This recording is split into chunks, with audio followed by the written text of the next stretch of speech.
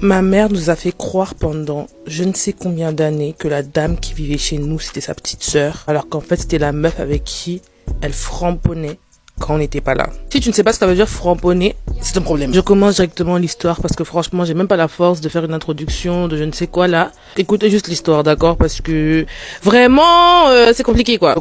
Il faut s'abonner, hein. Donc moi, je vis dans une famille chill et tranquille, une famille aimable. Toute ma vie, j'ai été élevée dans les bonnes choses. La parole dédiée. En fait, on vit dans une belle famille. Ma mère et mon père, 15 ans de mariage. Donc vraiment, tout allait super méga bien. Et puis un jour comme ça, ma mère dit à mon père qu'il y a sa cousine qui veut venir de l'Afrique et tout, et qui veut se poser avec nous à la maison, etc. Le temps qu'elle trouve ses papiers, son travail et tout, nanana.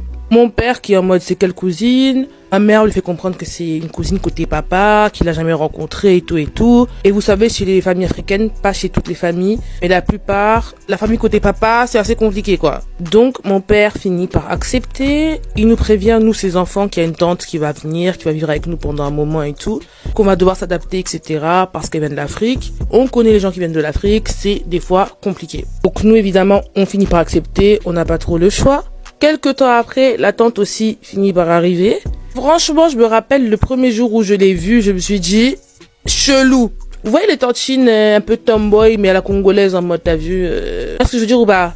En mode salité, piercing, cheveux courts, pantalon baissé un peu, tu vois ce que je veux dire, le style un peu, à l'époque, là, les mamans qui étaient dans les Ngandala, c'était ça, en fait. Donc, du coup, elle arrive, tu connais, première impression un peu bizarre, mais on finit par accepter. Elle s'installe, etc. Et voilà, chill. En plus, elle a un mood archi bien et archi contente, un mood, tu connais les moods de tantine un peu foufolle, là. C'était vraiment typiquement la tantine cool, tu vois ce que je veux dire? Donc voilà, on installe un bon mood, on commence à se connaître et tout, et vraiment, tout allait bien au début, il y avait rien à dire. Maintenant, moi, un jour comme ça, je rentre des cours et tout. Je sais pas, je rentre chez moi et je vois, elle sort de la chambre de ma mère. Ok, c'est sa sœur.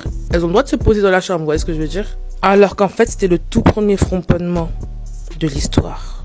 Du coup, comme je vous ai dit, je l'ai vu sortir de la chambre de ma mère. Tranquille, c'est sa sœur, donc vas-y, au calme. Du coup, moi, je rentre dans la chambre de ma mère. L'odeur, les gars. L'odeur, comment ça sentait. Je sais pas de quelle manière est-ce qu'elles ont fait les choses, mais ça puait, quoi.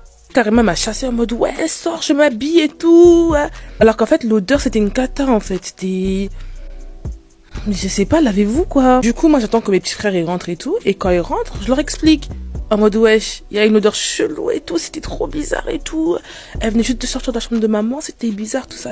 Donc on parle de ça en chape et franchement après on laisse tomber. Chacun fait sa vie. Maintenant, le temps passe.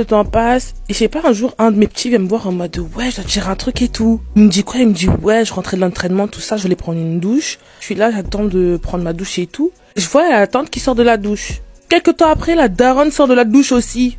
Donc moi, je suis en mode, non, je crois que t'as mal vu, ou peut-être qu'elle faisait le ménage, ou je sais pas, peut-être qu'elle faisait quelque chose. De là, il me dit, non, c'est pas tout. En mode, il rentre dans la salle de bain. Et quand il rentre dans la salle de bain, c'était tout humide, en mode humidification, mais du jamais vu.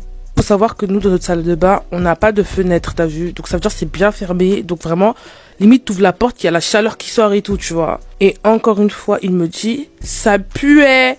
Genre en mode, il y avait une odeur dégueulasse en mode, on sait pas c'est quoi, mais ça sentait pas bon, genre. De là, on essaie de comprendre, on se dit, bizarre. Venez, on commence à observer et tout, parce que vraiment, ça devient trop bizarre. Donc de là, mission et tout, on commence à observer, on commence à regarder un peu, limite on commence à fouiller dans les chambres, voir si on trouve pas des trucs. Faut savoir que la tantine là, elle dormait dans une chambre de visiteurs. Un jour comme ça, je rentre dans la chambre, je regarde et tout, et je sais pas, je vois un sous-vêtement.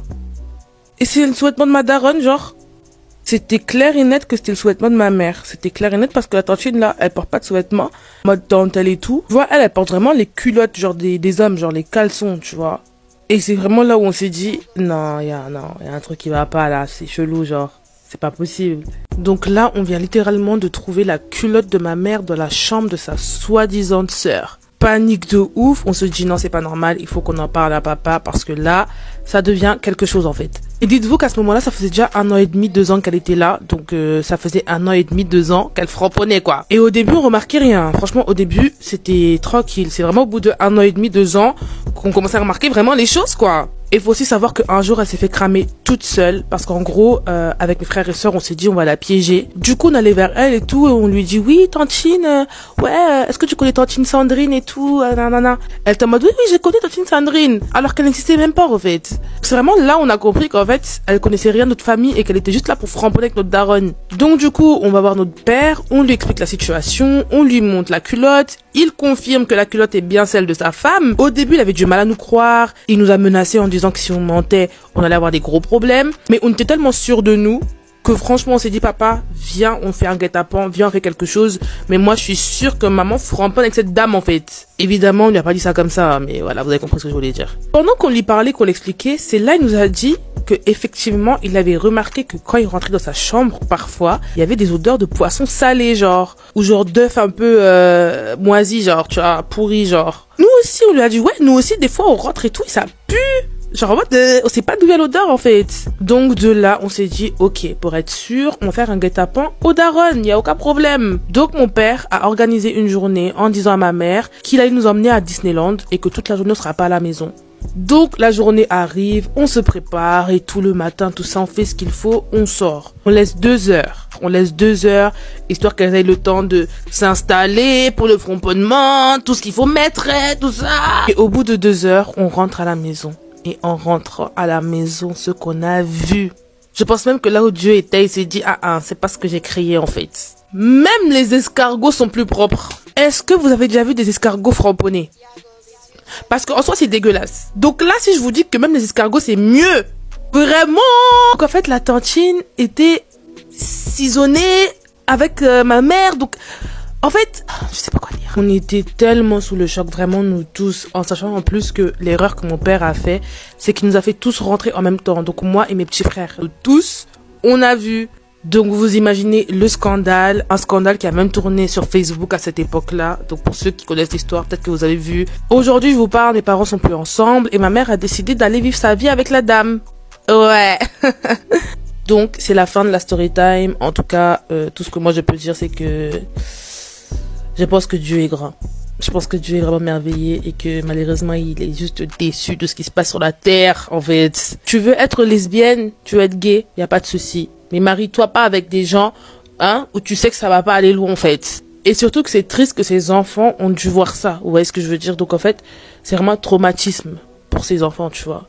Mais bon, en tout cas, j'espère que ces enfants vont grandir dans la paix du Christ et que le papa pourra se reconstruire. Je pense qu'il s'est déjà reconstruit d'ailleurs actuellement. Il s'est remarié. Donc, merci Keisha de nous avoir raconté ton histoire. Et en tout cas,